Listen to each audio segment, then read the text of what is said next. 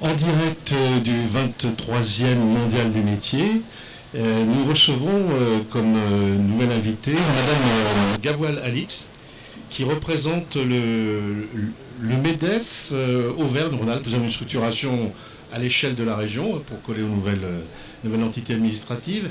Le MEDEF, c'est le Mouvement des entreprises de France. Le premier E ne veut rien, n'a pas de signification particulière. C'est Mouvement des entreprises de France. Mouvement des entreprises de France. Voilà, pour l'instant. Vous êtes un avatar, sans connotation péjorative, de l'ancien CNPF. Tout à fait. C'est-à-dire qu'on résume habituellement de manière un peu simpliste par le patronat, l'organisation patronale du grand patronat français, mais c'est plus précis que ça. En fait, vous êtes un syndicat de branche, c'est bien ça ? Alors, le MEDEF, d'une manière générale, effectivement, regroupe en adhérents à la fois des MEDEF de région et des MEDEF de territoire. Donc, le MEDEF Auvergne-Rhône-Alpes, ce sont 12 MEDEF territoriaux au niveau du réseau. Et nous avons également 30 branches professionnelles adhérentes au niveau d'Auvergne-Rhône-Alpes. Donc, vraiment, il y a les deux dimensions. Il y a la dimension à la fois territoire et à la fois branche professionnelle. Et une entreprise peut très bien être adhérente d'une organisation professionnelle et du MEDEF en même temps. Oui, tout à fait. Par exemple, ces PME. Alors, il y a des chefs d'entreprise qui adhèrent à la fois au MEDEF et à la CPME, et il y a des chefs d'entreprise qui adhèrent à la fois à une branche et à une organisation interprofessionnelle. Voilà, tout à fait. Même si ça paraît un peu... après, c'est surtout par rapport Non, c'est par rapport aux offres de services. On n'a pas nécessairement les mêmes offres de services, donc ça dépend des besoins et des attentes des adhérents. Et dans les offres de services, c'est peut-être aussi une des raisons de votre présence sur le Mondial des métiers, il y a un investissement important dans la formation. Alors, un investissement très important dans l'emploi et la formation d'une manière générale. Et par rapport au Mondial des métiers, une implication de longue date, ça fait plus de 20 ans que le MEDEF Auvergne-Rhône-Alpes travaille sur le sujet de la relation école-entreprise, donc l'orientation des jeunes pour les aider par la promotion des métiers, par la réalisation d'un certain nombre d'actions, à s'orienter professionnellement, à découvrir des métiers, les codes de l'entreprise. Vous gérez en direct des établissements de formation ? Alors, il y a un cas particulier au niveau du MEDEF Auvergne-Rhône-Alpes où nous avons créé l'année dernière un CFA dans le domaine du numérique pour répondre à des problématiques de recrutement exprimées par un certain nombre de nos adhérents. Voilà. Mais sinon, nos actions concrètes, notre offre de service, elle va davantage être sur de l'appui au recrutement. Donc on a un dispositif là aussi de longue date que l'on déploie qui s'appelle Mode d'emploi, par lequel on va accompagner nos entreprises. Petite précision, parce que dans votre panorama et dans votre présentation du MEDEF, vous avez parlé du grand patronat. Au niveau des entreprises qui adhèrent au MEDEF, à plus de 90%, ce sont des entreprises de moins de 50 salariés. Donc au quotidien, des PME. Au quotidien, on travaille essentiellement avec des TPE, des PME, des très petites et petites entreprises, davantage qu'avec le CAC 40. Mais vu le nombre, les effectifs moyens de celles qu'on qualifie de grandes, elles représentent un poids non négligeable dans les effectifs de salariés qui concernent l'ensemble du secteur. Tout à fait. Tout à fait. C'est par hasard que votre siège est bien à Lyon, sur avenue Jean Mermoz, toujours ? Oui, à côté d'une école technique ? Il n'y a aucun rapport ? Vous êtes dans le conseil d'administration ? Alors oui, il y a un rapport dans la mesure où l'IRI, je pense que c'est à ça que vous faites référence, donc qui est l'institut, je ne connais pas précisément le sigle, mais de l'industrie, c'est un institut industriel de formation initiale et continue dans le domaine de l'industrie. C'est pas un hasard dans la mesure où à la Cité des entreprises, qui est donc la localisation du siège régional du MEDEF, se trouve aussi un certain nombre de nos branches adhérentes, dont la métallurgie, l'UIMM. On a aussi notre adhérent Alizé Plasturgie qui nous a rejoint, qui est sur le trottoir d'en face. On a la chimie qui est dans nos locaux aussi. Donc voilà, cette offre de formation transversale dans les métiers industriels, salariale, elle est aussi liée à la proximité de ces différentes branches. Et évidemment, il se dégage une synergie du fait de ce rapprochement entre les directions des différentes branches et les services du MEDEF. Tout à fait. Alors moi j'avais une petite question. Oui. Une question. Dans quelle branche on recherche le plus de main-d'œuvre et d'ouvriers, voire d'employés? Alors il y a encore quelques années en arrière, on avait des réponses très tranchées, et on citait spontanément telle ou telle branche. Sincèrement, aujourd'hui, c'est plus le cas, c'est-à-dire que la pénurie de main-d'œuvre et de compétences, elle s'exprime par l'ensemble des entreprises, quels que soient les secteurs, quels que soient les niveaux de formation. Ça devient vraiment... problématique. Alors plus que problématique par rapport au développement économique des entreprises, parce que le MEDEF, c'est avant tout sa vocation, c'est d'accompagner le développement économique des entreprises, donc ça devient problématique à ce niveau-là, et c'est vraiment, ça s'exprime, enfin on ne rencontre pas une entreprise qui ne nous parle pas de problématique de recrutement. Et comment vous pouvez expliquer cette pénurie d'offres? Alors déjà, il y a le marché de l'emploi qui est reparti, donc les entreprises cherchent davantage. À côté de ça, on a du coup, même si le taux de chômage reste élevé, on le voit dans les statistiques, on a une inadéquation, et tout le monde le sait, tout le monde en parle, entre la main-d'œuvre disponible immédiatement et les profils recherchés par les entreprises. Donc toute la difficulté, c'est comment on travaille collectivement, et là pour le coup, tout le monde, à un moment ou à un autre de la chaîne, peut mettre sa pierre à l'édifice, comment on travaille au rapprochement de cette main-d'œuvre et des besoins en emploi et en compétences.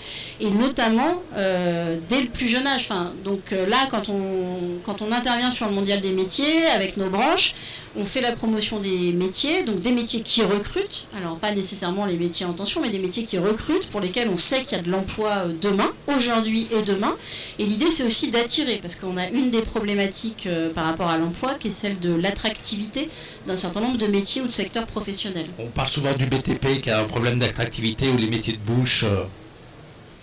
Alors, on parle de cela, on peut parler de l'hôtellerie-restauration, on peut parler d'un certain nombre de secteurs. Après, je pense que, et c'est en ça que le Mondial des métiers est aussi un moment clé, un moment important, parce qu'on se rend compte dans la façon dont les métiers sont présentés, expliqués, qu'il y a beaucoup de représentations, que ce soit dans l'esprit des jeunes, de leurs parents, des métiers et des secteurs qui en fait ne correspondent plus vraiment à la réalité dans nos entreprises aujourd'hui.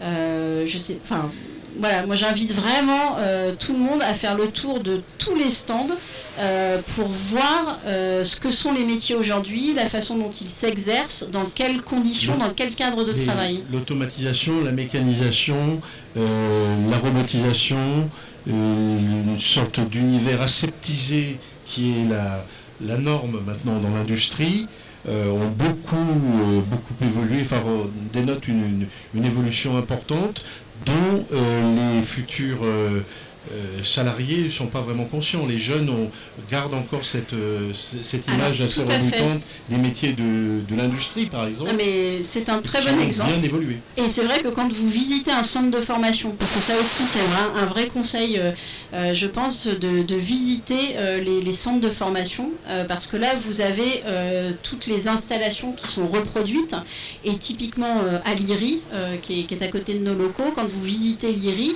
je veux dire, les murs sont blancs, propres, enfin je veux dire, c'est pas du tout l'image qu'on a d'une usine ou voilà, d'un environnement industriel. Le MEDEF joue un rôle dans la collecte de fonds qui permettent de financer la formation et les établissements de formation professionnelle. Vous contribuez, vous, ou bien vous avez un rôle de...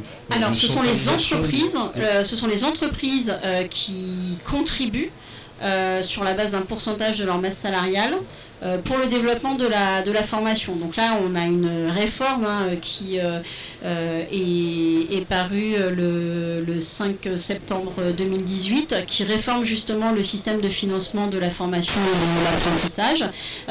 Mais ce sont toujours les entreprises qui sont les premières cotisantes pour alimenter le système de la formation. Auprès des organismes collecteurs. Voilà, auprès des organismes collecteurs qui eux aussi vont être impactés par cette nouvelle réforme dans le paysage. Alors, on a l'image d'organisations professionnelles qui sont sur une mission revendicative, militante. C'est une petite partie de l'activité du MEDEF, mais il y a, comme dans tous les organismes qui ont besoin aussi de s'autofinancer, une grosse activité qui est rassemblée dans une offre de service. C'est bien ça. Alors, c'est vrai que on peut avoir des situations différentes d'une région à une autre, d'un territoire à un autre, mais en ce qui concerne Auvergne-Rhône-Alpes, notre cœur de métier en tant que MEDEF reste le lobbying et la défense des intérêts de nos adhérents. Ça, c'est vraiment notre cœur de métier. Mais nous avons effectivement développé une pluralité d'offres de services à destination des entreprises, des branches, des MEDEF territoriaux, sur aussi bien les sujets de l'emploi, de la formation, de l'orientation, j'en parlais rapidement tout à l'heure, mais aussi pour les accompagner dans leur développement économique, puisqu'on travaille notamment avec le soutien du Conseil régional sur un certain nombre de programmes, alors sous un label qui s'appelle Ambition PME, où on aide les entreprises en identifiant notamment des consultants et en mobilisant des financements pour les accompagner à l'export, pour les accompagner dans la levée de fonds, dans la croissance externe. Donc effectivement, on a des dispositifs autour de l'orientation du rapprochement école-entreprise sur le stand, sur le mondial, stand A6, rendez-vous dans l'entreprise.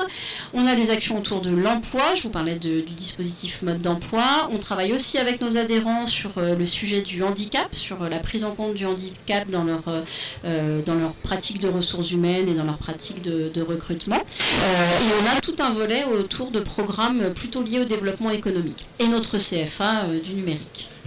La répartition des rôles se fait en bonne intelligence avec les branches importantes qui ont leur propre appareil de formation, par exemple, je pense à la plasturgie et au BTP, et les chambres consulaires. Vous avez une harmonisation de vos interventions ? Alors, au niveau des branches, certaines ont effectivement leur appareil de formation. Et d'une manière générale, tout l'enjeu, c'est justement de couvrir tout le territoire pour répondre à l'ensemble des besoins. Et de plus en plus, on voit qu'il y a des branches qui travaillent avec leur organisme, mais aussi avec d'autres organismes qui sont plutôt interprofessionnels.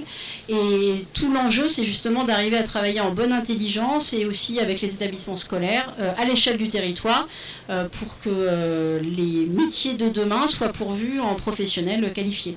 Êtes-vous interlocuteur des pouvoirs publics et principalement de l'éducation nationale dans la définition des référentiels de formation ? Alors là, c'est plutôt au niveau des branches professionnelles et plutôt au niveau national, dans les commissions paritaires qui justement définissent ou revisitent les référentiels de certification. Et là aussi, la fameuse loi du 5 septembre pour la liberté de choisir son avenir professionnel a fait évoluer et renforcer l'implication des branches dans la définition et l'évolution des certifications professionnelles. Donc l'enjeu se situe à la fois auprès des populations de jeunes qui n'ont pas encore choisi leur orientation professionnelle, mais aussi de salariés en activité qui doivent évoluer et s'adapter aux nouvelles techniques de Les jeunes qui cherchent à intégrer l'entreprise, les salariés qui y sont et pour lesquels on doit adapter les compétences, les personnes privées d'emploi qui sont en recherche d'emploi, soit pour accéder à un premier emploi, soit pour se reconvertir ou pour rebondir après un accident de parcours professionnel. Ce sujet des compétences, aujourd'hui, c'est un sujet qui est au cœur de l'ensemble de nos préoccupations et de nos actions. Oui. Vous vous positionnez comme un interlocuteur de premier rang ou bien faut-il s'adresser à d'autres interlocuteurs pour accéder à l'appareil de formation dans lequel vous intervenez ? Alors, je ne suis pas sûre de bien comprendre le sens de votre question. Par exemple, là, vous êtes sur le salon, sur le mondial des métiers. Bon, on pourra avoir un contact avec vous. Mais en temps normal, êtes-vous ce qu'on appelle un interlocuteur de premier rang, mettons à la fois des jeunes et des adultes? Pour l'accès à la formation, vous voulez dire? Oui, pour la formation. Non, enfin, on n'est pas un relais, on ne fait pas la promotion d'une offre de formation en particulier. Nous, on va plutôt travailler avec les entreprises et aussi travailler avec les partenaires institutionnels pour donner davantage de visibilité justement à l'appareil de formation au niveau régional. Très bien. Maintenant, nous en savons un petit peu plus sur l'action du MEDEF dans le domaine qui est l'objet du Salon mondial des métiers, 23e mondial des métiers. Merci de votre visite, Madame Gavoal-Alix. Merci à vous.